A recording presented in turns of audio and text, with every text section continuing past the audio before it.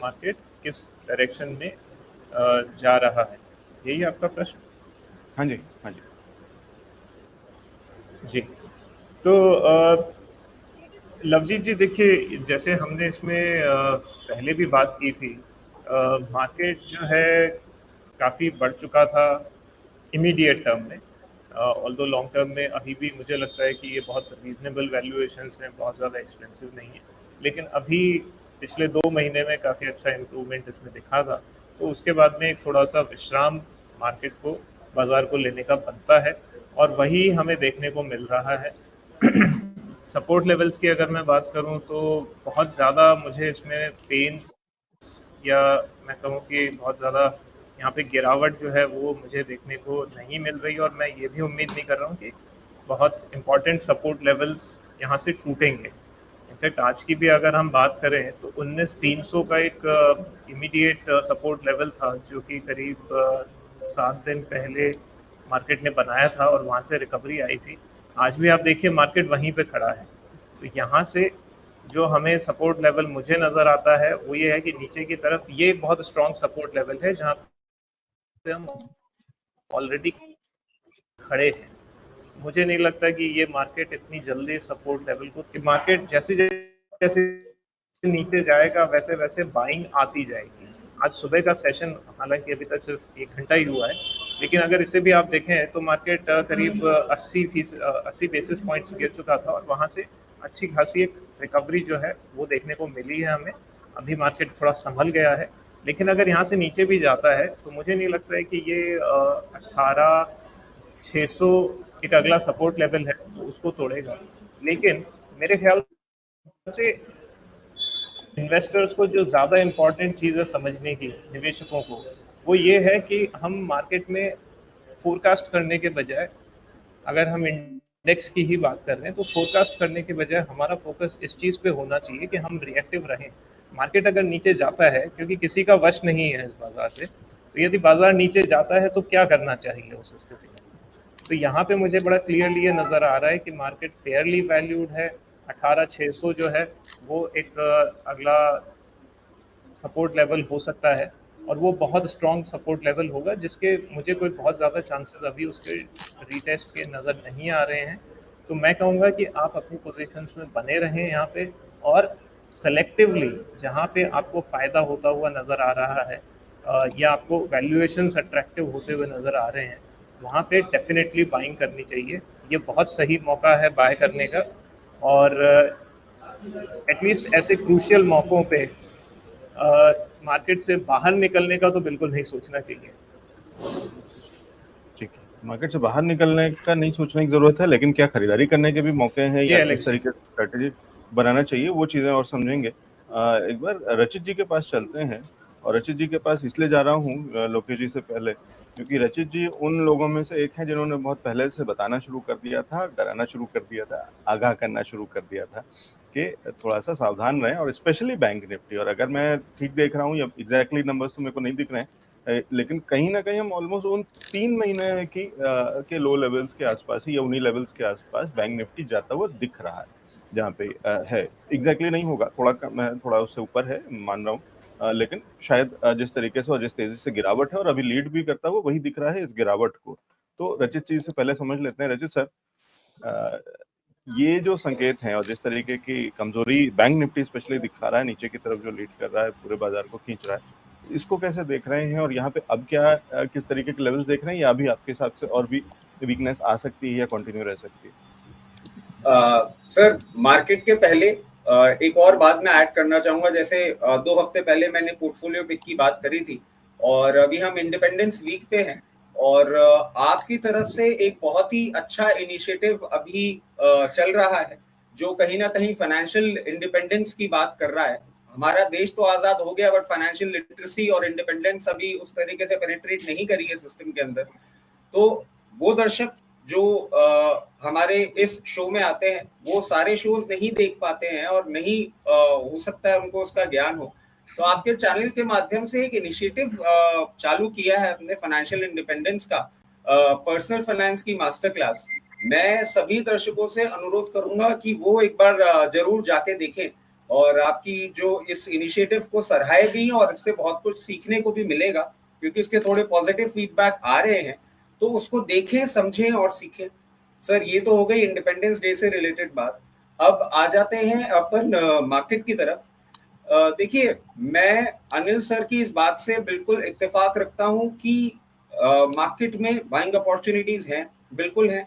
और अनिल सर की इसी लाइन पे भी मैं स्टिक अराउंड करता हूं कि हाँ, जहां आपको प्रॉफिट मिले वहां बुक करें। बैंक निफ्टी की जहां तक अपन बात करते हैं सर, बैंक निफ्टी आप देखें कि मैं बहुत ही टाइम से आपके चैनल के माध्यम से ये प्रोजेक्ट किए जा रहा हूं कि वीकनेस है और वो आ भी रही है।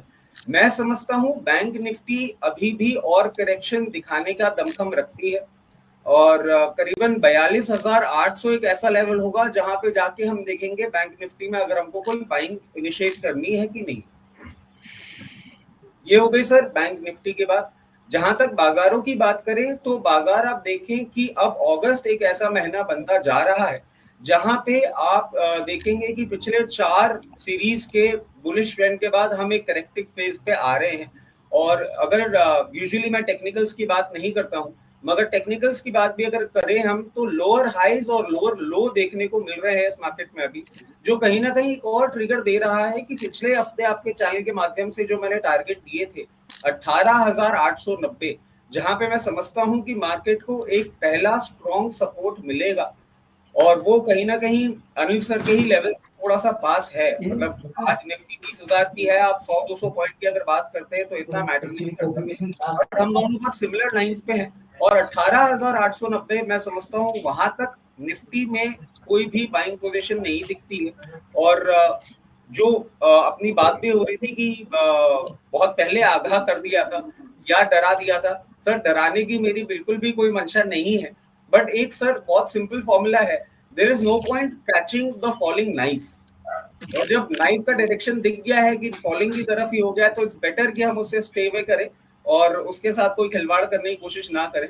तो सर अभी भी मेरा स्टांस तो बेरिश ही है। 18,890 जब निफ्टी आती है तब हम रिविजिट करेंगे, और 42,800 जब बैंक निफ्टी आती है तो हम रिविजिट करेंगे। इसमें मैं और एक चीज ऐड करना चाहूंगा sir, Nifty pharma, Nifty IT, ये दो इंडेक्स ऐसे हैं जहां पे आपको बाइंग अपॉर्चुनिटी अच्छी दिखे तो इनिशिएट करनी चाहिए। और लोकेश सर भी निफ्टी फार्मा में बुलिश हैं, पिछले 2 हफ्ते से मैं ट्रैक कर रहा हूं उनको, वो भी बुलिश है और उनके साथ साथ उनके पीछे पीछे चलते हुए मैं भी बुलिश हूँ। इसके साथ साथ एक और चीज ऐड करना चाहूंगा सर, जो भी हमारे चैनल में लॉन्ग टर्म इन्वेस्टमेंट के लिए व्यूअर्स हैं, उनको एक चीज जो मुझे दिख रही है, कहीं ना कहीं निफ्टी मेटल थोड़े से रनअप के बाद एक कंसोलिडेशन में है। और निफ्टी मेटल में जैसे आज आप देखें कि बहुत ज्यादा वीकनेस है, ऐसी वीकनेस जब देखने को मिले निफ्टी मेटल में हमें पोजीशन बनानी चाहिए। मैं समझता हूँ 1 से 2 सीरीज निफ्टी मेटल अपना एक कंसोलिडेशन फेज ओवर करके और एक बहुत बड़ी तेजी की तैयारी में बैठा हुआ है। तो हमेशा की तरह पहले आगाह करना या आप बोल दीजिए डराने का काम है। तो सर निफ्टी मेटल में भी एक तेजी दिख रही है, बैंक निफ्टी से दूरी बनाए रखें और जहां प्रॉफिट हो रहे हो वहां प्रॉफिट बुक करते रहे। जी ठीक है, और सावधान करने में कोई बुराई नहीं है सर, अच्छी बात है, क्योंकि पैसा बचाना भी बहुत जरूरी है, कमाने के लिए पैसा होना जरूरी है और बचा रहना भी बहुत जरूरी है, वो एक चीज है। और बाकी आप जहाँ जितना लोकेश जी से कुछ सेक्टर्स में आप जितना उनको फॉलो कर रहे हैं और आप कह रहे हैं, लेकिन माइनस साइड में कमजोरी में बहुत ज्यादा लोकेश जी मान भी रहे थे, लेकिन लोकेश जी ये नहीं कहते, लोकेश जी हमेशा उनका जो व्यू है वो बहुत ही पॉजिटिव एटीट्यूड है। मोदी जी के बाद एक लोकेश जी हैं जो कि इस देश में सुपर पॉजिटिव रहते हैं, इस देश को और इस देश के भविष्य को लेकर के, तो वो ये कहते रहते हैं कि रिकॉर्ड लेवल्स आएंगे, तो अच्छे दिन भी आएंगे और रिकॉर्ड लेवल्स भी आएंगे, और वो आते दिखते भी हैं बीच बीच में। फिलहाल थोड़ी कमजोरी है, लेकिन ये भी जरूरी है। ठीक है, लोकेश जी के पास चलते हैं, Nifty bank Nifty overall view किस तरीके का, और सेक्टोरल व्यू भी अगर दे दें लोकेश जी तो अच्छा रहेगा। जी लोकेश। तो सर रचित जी से मैं थोड़ा सा सहमत भी हूँ, और आपको याद हो हमने बात की है अगस्त महीने में कंसोलिडेशन बनता रहेगा, तो मैं कभी भी निफ्टी बैंक निफ्टी में बिलीव थोड़ा सा कम करता हूँ। आपको मैं हमेशा बताता हूँ निफ्टी बैंक निफ्टी हो सकता है आपको जाते हुए ऊपर जाते हुए दिखे या नीचे आते हुए दिखे, इसमें ज्यादा कोई फर्क पड़ना नहीं है। फर्क पड़ना है मेरे पास स्टॉक कौन सा है और वो मुझे प्रॉफिट दे रहा है कि नहीं दे रहा, तो इम्पोर्टेंट वो चीज है। तो हम वो स्टॉक पे सिर्फ जब बात करेंगे तब करेंगे। राइट नाउ अगर मैं बात करूं, जब तक निफ्टी जो है 19,550 के ऊपर नहीं निकलेगा, एक सेल ऑन राइज का मार्केट बन चुका है। इससे रचित जी से मैं पूरी तरह से सहमत भी हूँ। बट मुझे डाउन साइड ज्यादा दिख नहीं रहा। 19,200 ये मैंने लास्ट वीक भी आपको लास्ट मंडे को ये बताया था, 19,200 हमारा एक सपोर्ट लेवल है। अभी इसी रेंज में हम देख रहे हैं, 19,200 19,550 के रेंज में ही देख रहे हैं। अभी 300 के रेंज में मार्केट है। अगर पीसीआर का लेवल देखोगे सर, कल 61 था, 0.61 था बैंक निफ्टी का। जो आज का जो करेक्शन है ये घट के 0.55 आ चुका है। तो आपको मार्केट में आज या कल, क्योंकि सैंडविच सेशन है, कल बंद है, मंडे वेडनेसडे सेशन में एक अच्छा बाउंस बैक मार्केट में आते हुए दिख सकता है। तो उसके लिए भी तैयार है, खाली शॉर्ट रह के ना रहे मार्केट में। लॉन्ग करें ना करें अलग बात है, पर शॉर्ट पोजीशन को आप अपने स्टॉप लॉस के साथ कैरी करें अगर करना है, क्योंकि मार्केट में कभी भी बाउंस बैक आ सकता है एज पर डेटा। जो डेरिवेटिव डेटा है उसके हिसाब से बात कर रहा हूँ, क्योंकि ओवरसोल्ड में हो चुका है मार्केट। तो कभी भी ये बाउंस बैक आ सकता है। ये जो थोड़ा सा पिछले कुछ दिनों से चल रहा है सर, पहले तो आया थोड़ा सा इन्फ्लेशन फिगर बढ़ के आ रहा है। नेक्स्ट आरबीआई की जो पॉलिसी आई उसमें हॉकिशनेस था। एंड उसके बाद जो इलेक्शन, जो अपने मोदी जी का वापिस वो हुआ था, वोटिंग जो हुई थी, मैं नाम बोल रहा हूँ। एंड तो ये सारे चीज मिला के मार्केट को अगस्त सीरीज में थोड़ा सा डाउन साइड रख रहा था। तो ऑलमोस्ट 10-15 दिन का करेक्शन हो चुका है। अगर टेक्निकल चार्ट में देखोगे तो वीक 1, वीक 4 वीक आज लेके चौथा वीक है जहां पर रेड कैंडल दिखा रहा है। तो अच्छा खासा हमने जो साइडवेज करेक्शन था वो ऑलरेडी हम देख चुके हैं। हो सकता है 1-आधा% और टूट जाए। अगर मैं ऊपर के लेवल से बात करूं, टोटल मंथली कैंडल में अगर चेक करोगे आप, 3.8% का करेक्शन बैंक निफ्टी में हुआ है और 2.5% का करेक्शन निफ्टी में हुआ है। तो ऐसा बड़ा कोई करेक्शन नहीं है, बट ये डराने वाला जरूर है, क्योंकि अमाउंट जो दिखता है, क्योंकि अब 40,000 50,000 के लेवल में हम पहुंच गए हैं बैंक निफ्टी में। तो 200 पॉइंट भी, 300-400 पॉइंट भी करेक्शन अगर होता है, 1000 पॉइंट भी करेक्शन होता है, तो हमें पॉइंट वाइज तो ज्यादा है बट परसेंटेज वाइज नहीं है। तो आपको वो चीज देखना है। और बैंक निफ्टी में दिक्कत कहाँ है सर, 3 बैंक के साथ पूरा बैंक निफ्टी ऊपर नीचे होता है। 12 स्टॉक बैंक निफ्टी में है, बट 3 बैंक के साथ होता है, एचडीएफसी, आईसीआईसीआई एंड एसबीआई। अगर ये 3 बैंक चलेंगे, बाकी 9 बैंक टूट भी रहे हैं तो भी बैंक निफ्टी चलेगा। अगर ये 3 बैंक परफॉर्म नहीं कर रहे तो मार्केट बैंक निफ्टी आपको करेक्शन दिखाएगा। तो एसबीआई का रिजल्ट थोड़ा खराब आया है। एचडीएफसी में प्रॉब्लम ये है जो उनका जो मैनेजमेंट का कल ही कमेंट्री आया है, जो अभी आने वाले 2-3 महीना एचडीएफसी के लिए थोड़ा सा अच्छा नहीं रहेगा, क्योंकि वो ट्रांजिशन फेज में है। एचडीएफसी और एचडीएफसी बैंक के ट्रांजिशन फेज में है। सर सॉरी, मेरी आवाज नहीं आ रही आपकी, आप कुछ बोल रहे हैं?